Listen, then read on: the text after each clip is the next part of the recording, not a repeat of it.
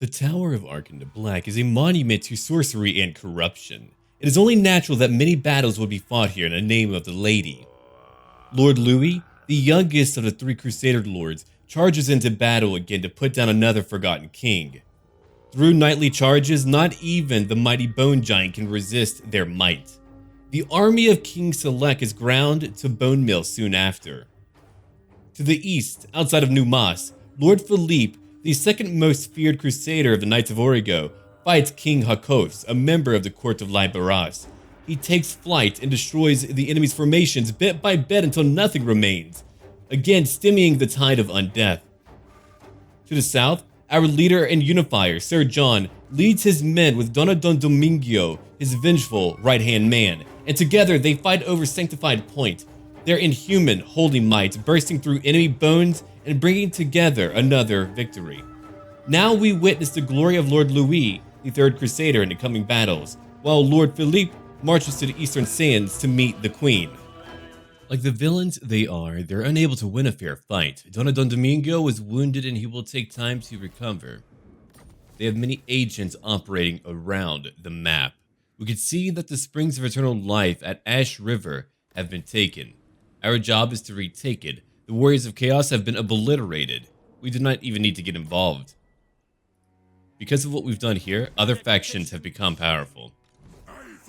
Ah, I see you. Well, Sir John will be taking a detour. You can see that the court of Liberas is continuing to intrude in our lands, even though they have yet to conquer the lands of the dwarves to the west. We shall help them in time. I have a feeling that will be the conclusion of our campaign. Not Cetra, but the Queen to the east. Lord Philippe, it's about time for you to move over here to the east as well. We'll go to Qatar. Baron Thagan will take his place in Scarab's Fall. Those are our two choices right now. Call of the Lady, 5 turns, but the cooldown is 20 turns. Blessings from the Lady of the Lake can power the Knights of Bretonnia to greater combat prowess, being protected where a strike might have been fatal. More weapon strength, physical resistance, an army ability called Lady's Mantle, providing damage resistance for 3 units. And then, let's see here. What else do we have? Armor plus 5. Ah, not bad. Not bad at all. It's for all knights, too. Now, Sir John, it's about time for you to go into battle, but Lord Louis, it's also time for you to go into the Black Pyramid. That will be a challenging fight that we will need to endure. We're looking at a Tomb Prince and a Tomb King, King Hatep. He's got many chariots, more than I ever want to face, which is even one group. For the lady. Let them come to me. It's time to issue our rights. There we are. Now we are stronger than we once were. It is time for Sir John to come over here as well. That army is minor. We will have them destroyed. Because our advantages are on the field, we avoid fighting at the walls. And that is fine. There's my eastern outpost. We still need names for various other locations like Wadi El Tabuk, Black Tower of Arkan. We need a new name for that. Pools of Despair. That's a simple one, right? We can call that the Pools of Hope. The Pools of Hope. It's changed a bit. So again, we're just going to wait out these two enemies. They will eventually charge out at us. Lord Philippe will eventually go to Cetra, or maybe it will be Sir John. All of that will take time. But now, we get to wait for them. And we get to get revenge for Don Domingo, as he was wounded. And now, we end our turn. Lord Louis is again forced to fight for the Black Pyramid of Nagash. Enemies surround him, and he rides into battle without a moment's hesitation. And so the knights move. We guard a sand dune carefully. It's where we'll make our stand. But until then, there's a reinforcing army who's come into play. Our job is to destroy them absolutely before our enemies come by with their main army. There's a catapult too, a Screaming Skull catapult. It's launching its projectiles into our ranks. What will happen here? Archers will focus on one target. It'll be the catapult. With enough projectiles, we'll break the bones. And of course, as usual, their foul magic weakens my army. They can never fight a straight and easy battle, can they? They've got to use foul magic. My knights are getting ready for a charge, only one group of them. Now they move in. It shouldn't take long. We'll kill them all. We'll actually destroy. My other knights are back here waiting. We're keeping them out of harm's way.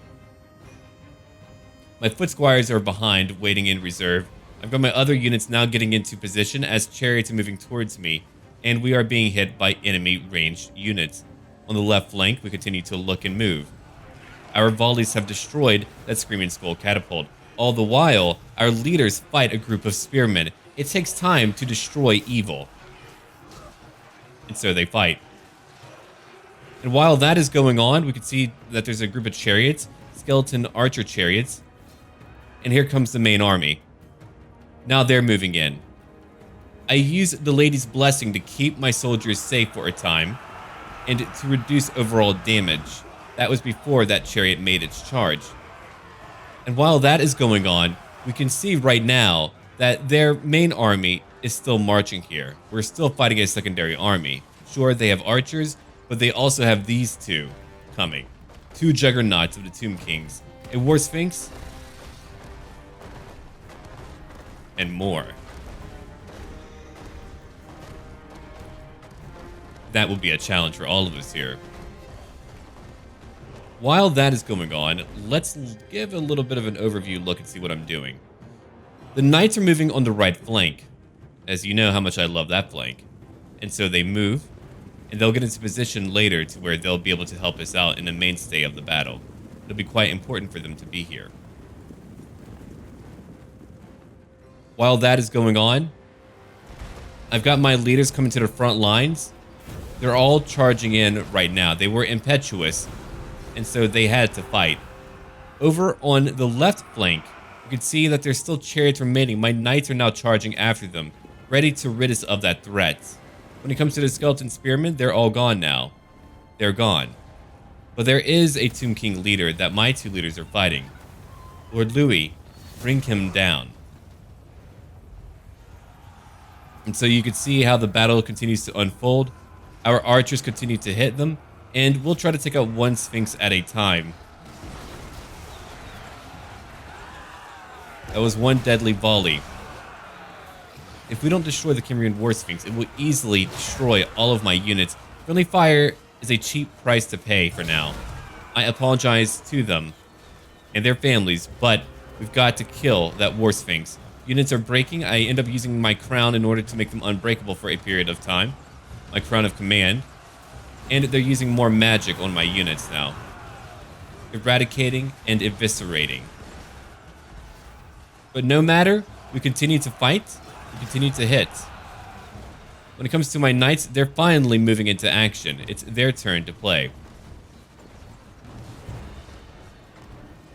You've seen every part of the battle so far. Over in that top corner of the screen, you can see that my knights were still fighting that group of chariots.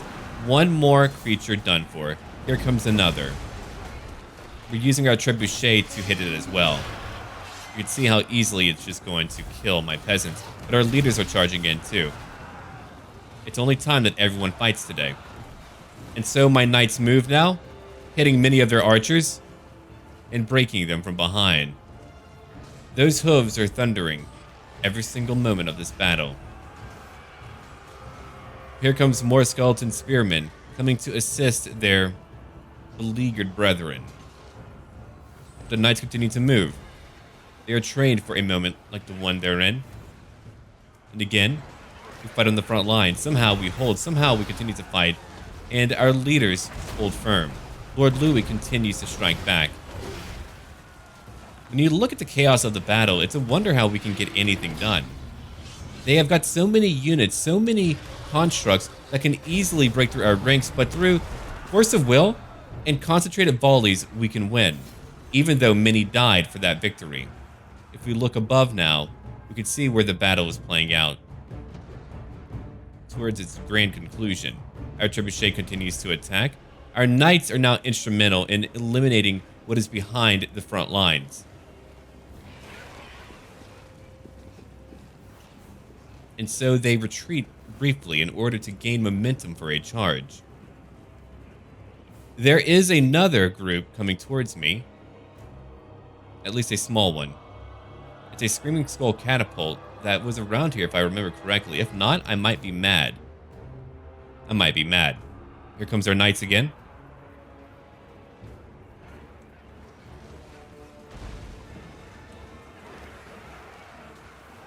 And that's how we win a crusading battle. On the front lines, our enemies are limited. There's very few of them left. Their tomb guard hold. Our leaders come in to help out with the tomb guard.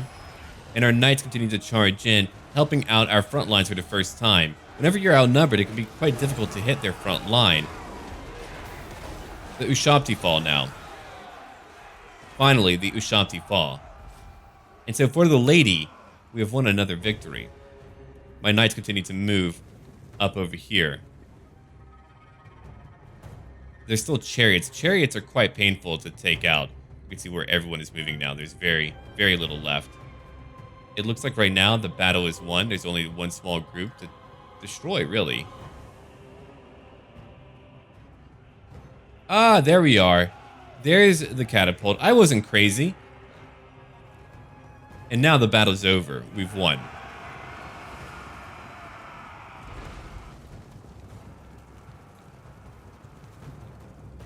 It was a close battle. It was a hard battle, but Lord Louis did it.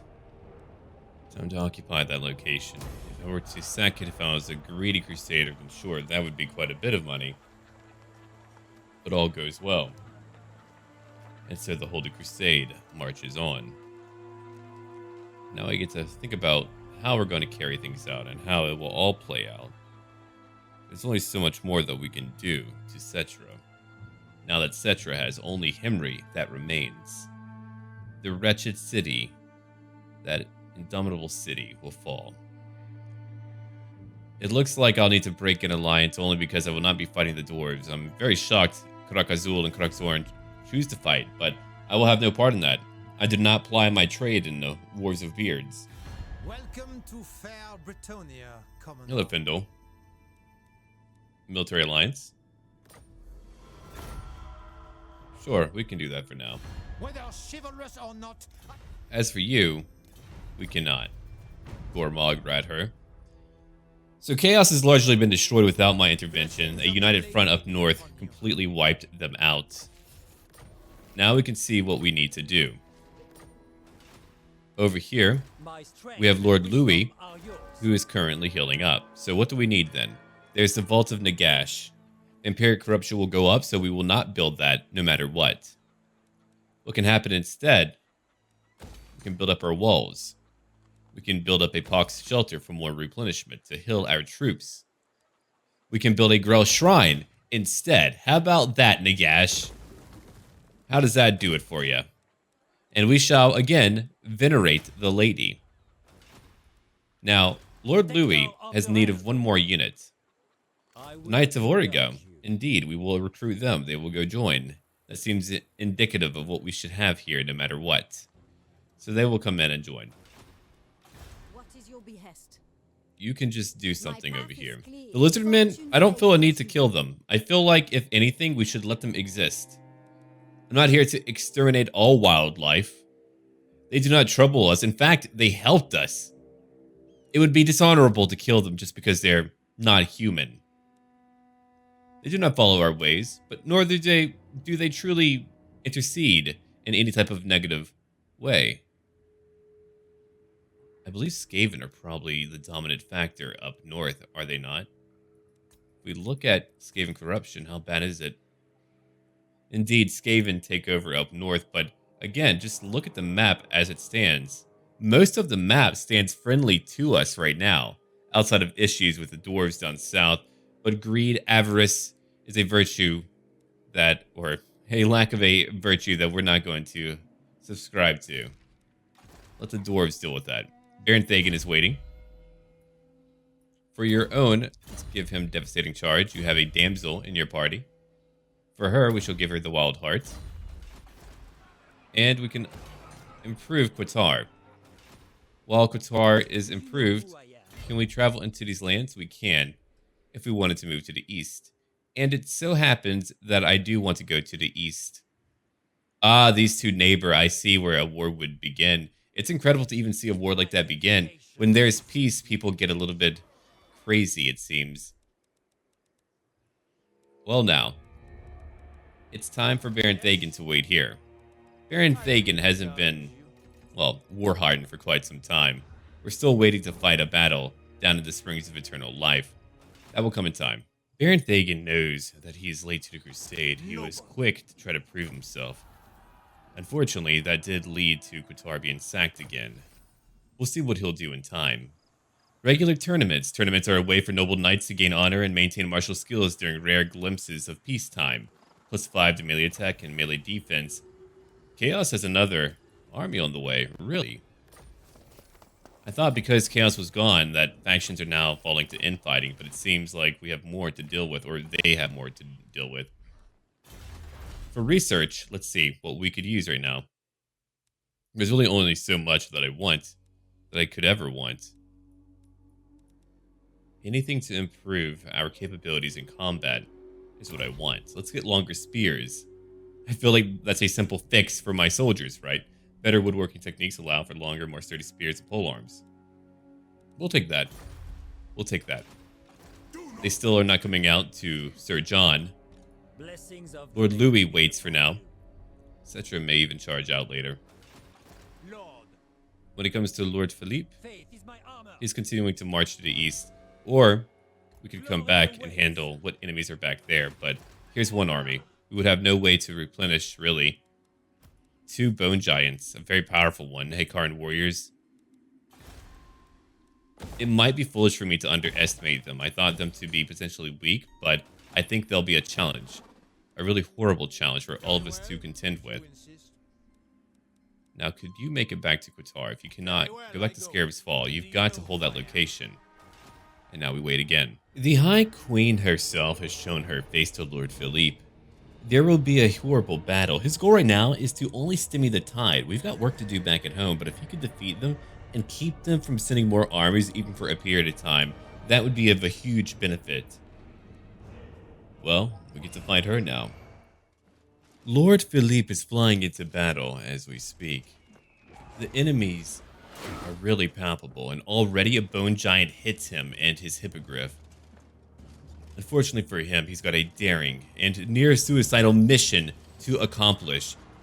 There is a Screaming Skull catapult that must be destroyed. If it is not, trouble will come to us. Though, they continue to hit him, and he's wounded again. Lord Philippe tries to charge to his target. We'll look at the battleground in just a minute, but let us witness a brave man trying to save his own men. Fight on, Lord Philippe. Their legions now charge in.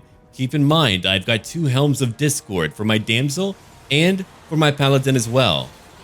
She also has Curse of the Midnight Wind to wound and weaken our enemies. I say wound because they will not be able to fight back. My trebuchet continues to attack. You can see that my formation is staged at 2 points, on the right flank and the left flank. There are only 2 ways to get into this area. This map really did help me out quite a bit. And towards the rear, Lord Philippe is nearly brought low. Their archers are all focused on him, and you can see those massive artillery bolts, man. They hit him hard. And the High Queen is here.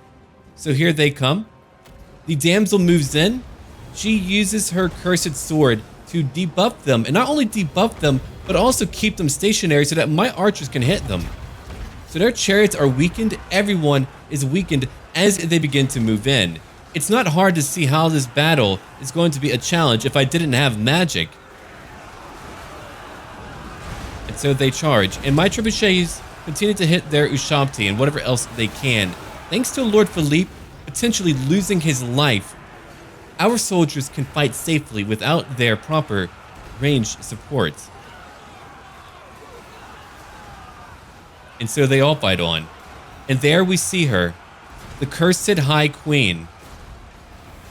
Sure, she hates her own kind, but we hate her just as much. And in time, she will be brought to the ground. But until that point, let's look at the battle. Lord Philippe attempts to get away. He accomplished his mission. Our knights continue to move in. Lord Philippe moves away back to our own lines, and our knights are ready to go fight. we do have the Companions of Canels, those valiant Grell Knights who will go after Bone Giants one by one. We follow their charge now. Hit what you will, Bone Giants. Hit what you will. The front line has not changed. They'll be stuck there at that choke point. What will change are our knights going after archers and Bone Giants. And so they charge in, they lower their lances, and they thunder, and they clash with our enemies. A bolt knocking down many of our brave knights. And now we fight on.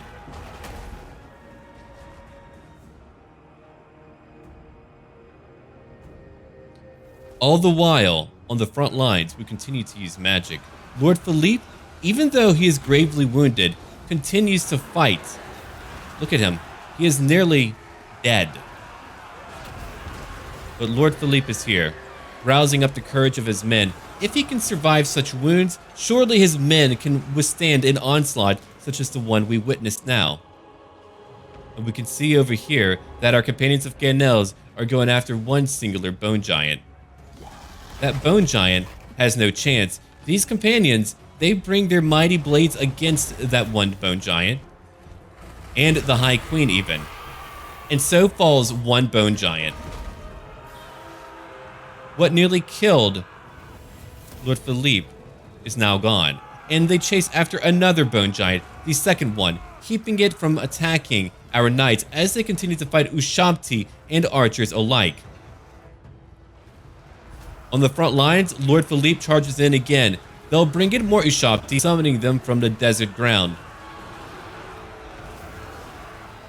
And each time our debuffs are up, we put them back on, whether it's that sword debuffing their melee attack, the Curse of the Midnight Wind, or otherwise. Whatever it is, we hit it. That Bone Giant is attempting to elude us right now. They have Necropolis Knights. The Knights continue to hit. And so it moves towards our front line. You can see the body of Knights here. But the Companions of Canels, they do not give up. They are on a quest. A quest to see all undead destroyed. And so here's one. And now it falls too. The Companions all stand. The Knights continue to fight. There's only a few chariots left and Ushabti. Lord Philippe comes in. The front lines are safe. And now we just need to destroy the High Queen. She tries to get away. It will not work out for her. Lord Philippe chases her. He takes flight again, and he comes crashing down onto the ground. The companions join too. The battle is over. She's decomposing. We have won.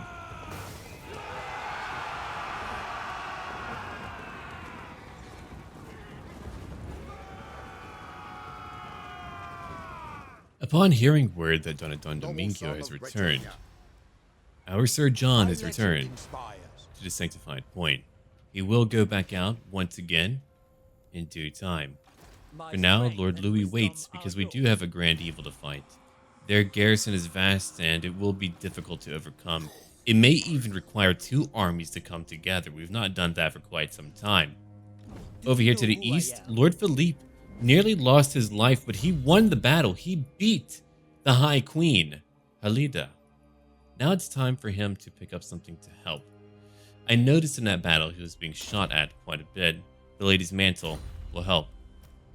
For you, our mightiest wizard, I shall give you... What shall I give you then? You have much already. A warhorse, you do not need it. Cleanse corruption, do that. And now, we come over here to Maroc, a location where we can rest up for a bit. Maybe Lord Philippe does not need to come back. Maybe Lord Philippe will end our Oh, hello. Crusader. The lady calls me, hence I must answer her. Plus 10 to chivalry, plus 10% to campaign movement range, and perfect vigor, in addition to minus 20% casualties suffered from all attrition. Wonderful. It's time to again put up our call against invaders. Bretonians are no strangers to war or invasions, Bretonians will band together to fight off any threat that seeks to infiltrate their borders, big or small. Again, more campaign movement range is what I'm about right now. I wanted to draw out one army belonging to the court. The king, Rop over here, has followed Lord Louis. Lord Louis will turn and face him. All the while, Sir John will move over here to take the springs again. It won't be difficult for him. It's a minor army. While he fights over here, or he's about to fight over there, Lord Louis will enter a battle. And right now, Baron Thagan is marching to Kosovar. Whether or not he's able to win on his own, I'm not really too sure. But if we look over here, Lord Philippe will be ready very soon to march into battle again. The dwarves will help too. We'll destroy that barracks and build some manner of defensive building. Black Period of Gash, right.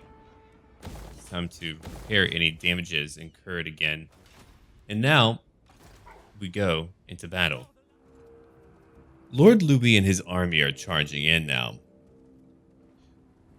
If we look at our formation, it's a battle that is finally 1 versus 1. They'll fire what they can, they'll kill who they can, but everyone is moving in. Our knights are the very first ones to clash in the battle, hitting their chariots. Our leaders are the very first ones to hit the front lines, going after their Cimmerian war sphinx. Sure, we lose soldiers. Sure, many will die. But we're not going to play defensively the entire time. Sometimes it's time to just charge in and take what you can. Forget that bone giant. They have a tomb scorpion as well.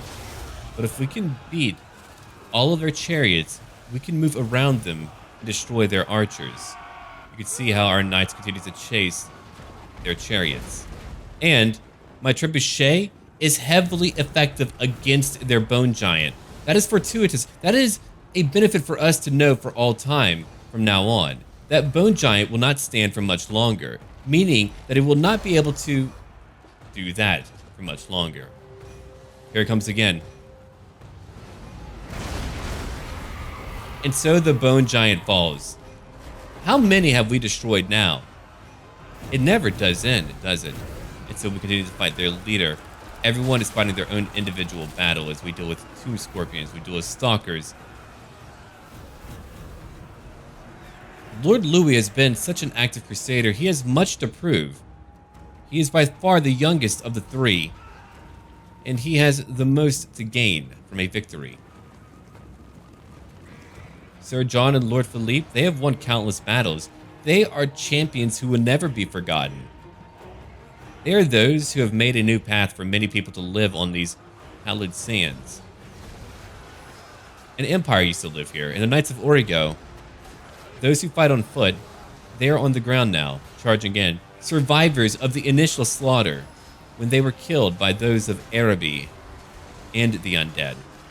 Remember why Sir John took up his mantle to begin with. For these men here who were slain, for vengeance for the lady.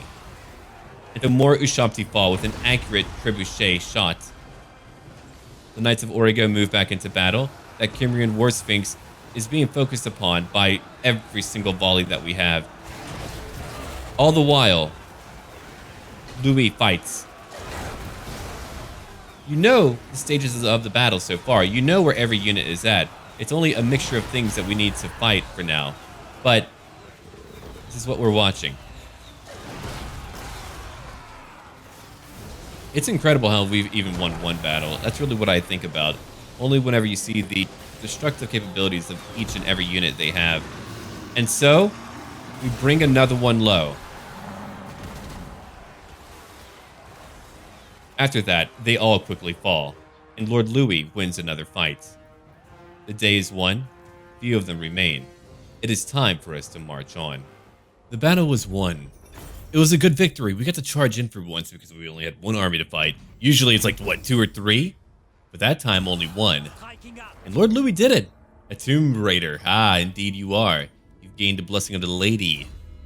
Now, I shall give you a hippogriff. Enjoy. That will change up his combat prowess quite a bit. And over here for you, Darwin the Pure, you get a Pegasus too. Let's see if you get to Protector flight. of the realm. Well, flight. Flight? Yeah, that. You get to do that. So now we've got a few more battles to fight. In your heart. Let's have a look over here. They are no more. You did not wound that agent. That is okay.